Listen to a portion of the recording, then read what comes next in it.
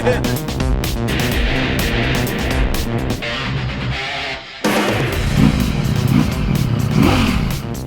and just fall.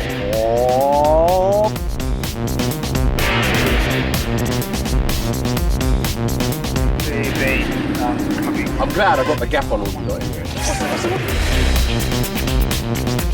Wheelies, stood up, flips it.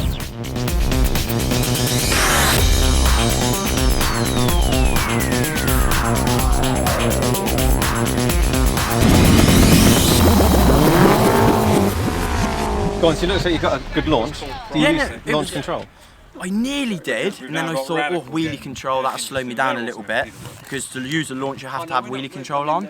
So I went back to me roots, like BSB, and just done it manual, and the hard bit was stopping the thing from wheeling, but once I got up and going, yeah, I was away. So you got it in race mode and you didn't have wheelie control and you didn't have traction control on, right? No traction, no launch, no wheelie. Oh, so it's like BSB, no electronics? No electronics, yeah.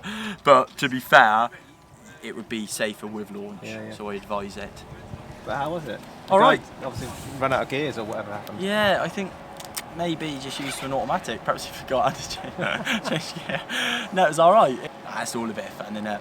It is good to compare cars versus bikes, and I know there's that vendetta of each other, but it just goes to correspond the ability of each vehicle, but then the figure of each vehicle. When we were saying this is 35 grand out the crate, and that's got a £200,000 body kit alone on it. So yeah, it's crazy, eh?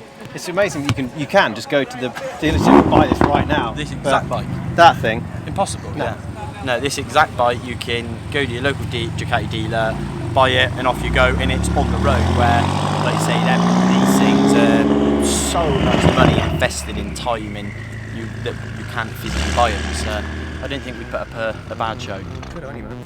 Thanks for coming. Thank you.